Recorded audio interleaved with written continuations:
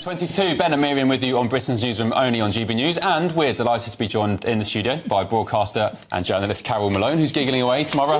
What's got you tickled? I can't get my chair up. Oh. I'm trying to get this thing up and I'm just sinking. This new studio is lovely and it looks great, but we've established these chairs are a nightmare. They have a mind of their own. Here's some behind-the-scenes info for you.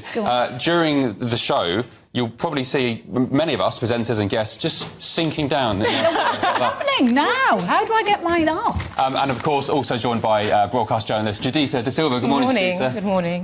What should we start with first? What about Labour? So the Home Office, I'm not sure if you saw this, Carole, but... Just the rebrand. They've rebranded the term illegal migration, and I'm not sure if we've got an image of it, to irregular migration. So out with illegals, in with irregular.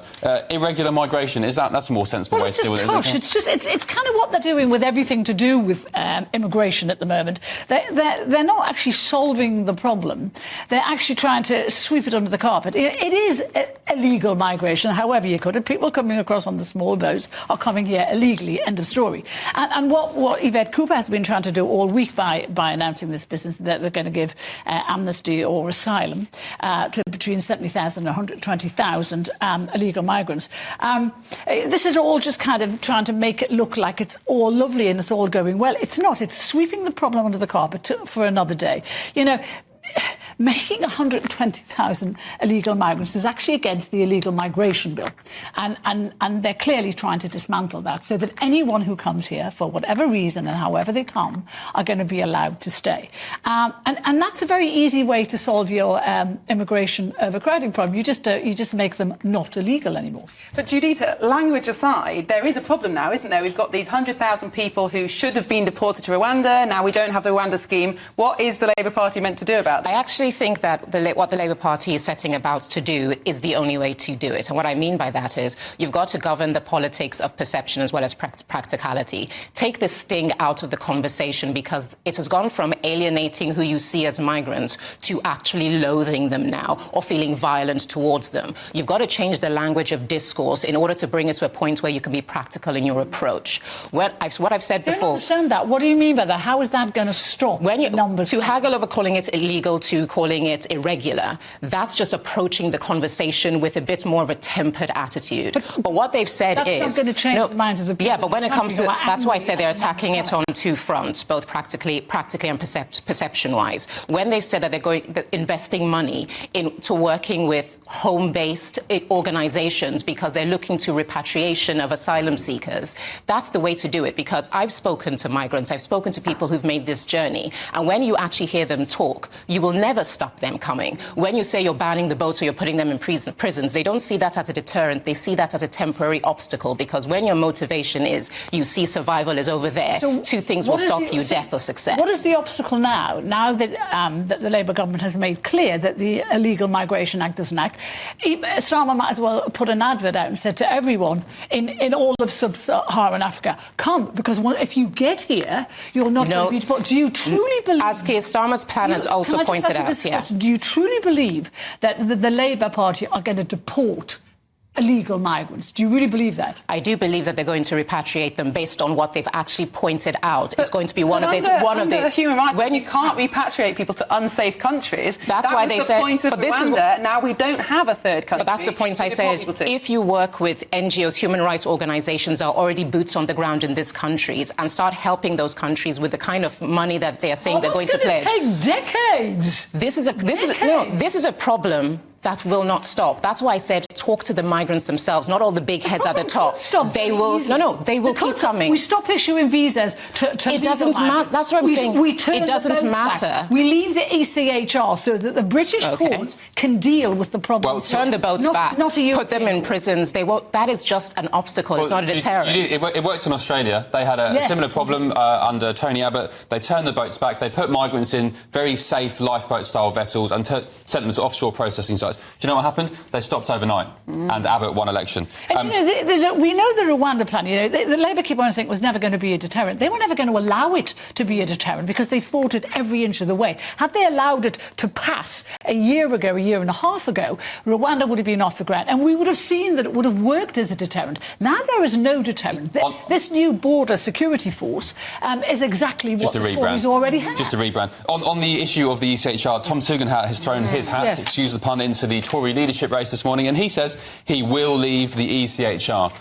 Is this music to the ears of Tory members, Carole? Yeah, I think it is. I want to believe you'll do it because, I mean, Sunak was talking about the same thing before the election. I don't think Sunak was ever going to do it. I'm not sure he will. But what he says is, if an organisation, if an institution is not working for the British people, well, then leave it, walk away from it. And I think, if you did it, Farage called for a referendum last week on this, and I think it would be. I think Starmer doesn't have the guts to hold one because it would show absolutely that the British people want a deterrent. Juditha, what do you think about the leadership race? I think that all of that is lofty rhetoric to make you sound like you would be the leader that's listening to the party. I'll unify it. I'll do what you want. The point is, when you're a leader, you have to make tough decisions. And the key is, no matter how great you see Britain as, Britain is great because it is forged in relationships with other countries. But it is a the main news today is that Labour want to bring energy back to Britain, to make that about our own nation, our own self-sufficiency. Indeed. Isn't that the opposite of what you're saying on the ECHR? It isn't, because, like I said, you have to function in tandem with countries that are beneficial to you. If you continually make decisions that seem antagonistic to who should be your friends, your allies, your supporters, you end up isolating the country, and that is something that Britain cannot afford to do, because the nature of what has made it great historically is the relationships that have been historically forged, that they benefit from today. But the argument, certainly amongst Conservative Party members, would be that the ECHR was set up with great intentions. It's not working anymore. It's run by judges who are far less qualified than our own. So then push for amendments rather than saying, I don't like you because you don't give me what I want to do, what I say, so I'm going on your own. You will live to regret those kinds of choices because they have a knock-on effect. We don't need a European court to protect our human rights here. We have courts in this country, esteemed courts, esteemed judges who are perfectly capable of making and enforcing those laws. It is not for a European court to enforce, to say who we can and can't bring into this country, who we can and can't deport from this country, and yet they are sticking their oar in and doing exactly The UK does not function in isolation, and what the ECHR is there to do is regulate legislature that looks after problems with problems with international margins sometimes require an objective entity to govern everyone on both sides. So it's not a question of taking away your autonomy as the UK. It's a question of recognizing that what you are dealing with has international ramifications. You're living in a country that not so very long ago voted to leave the EU, and we did that for a very specific reason, because we wanted to take back control of our borders. We don't want to work with Europe on control of our borders. We want to control our own, and that is not happening. But Carole, isn't this just pie in the sky? Because Tugendhat has not said he will leave the ECHR. He said he would consider it, which is exactly what Rishi Sunak said. I completely get that, and I know he's saying it because he knows it's what people want to hear, and that's what the Tories... Farage has pushed the party towards that already. But Farage last time got a referendum on Brexit, so maybe he can push it forward this time and get it on this. I just find it insane, really, that illegal migration is the only crime which is encouraged by people. Yes. It's a crime. Coming here illegally on a boat, throwing your passport away, putting your phone in the water. Many of these people with previous criminal records. There was a young lad in Bournemouth, I think, or Portsmouth, who was killed by a guy who'd committed a double murder in Serbia. We're letting these people in at a national security risk, and it's encouraged. It's a crime. It's the only crime in the country that's encouraged. It's bizarre. Very strange. I think it's technically it is a crime, but what they're doing is a humanitarian act of desperation, and you need to recognise that. Not in all cases. And so that's why you need to...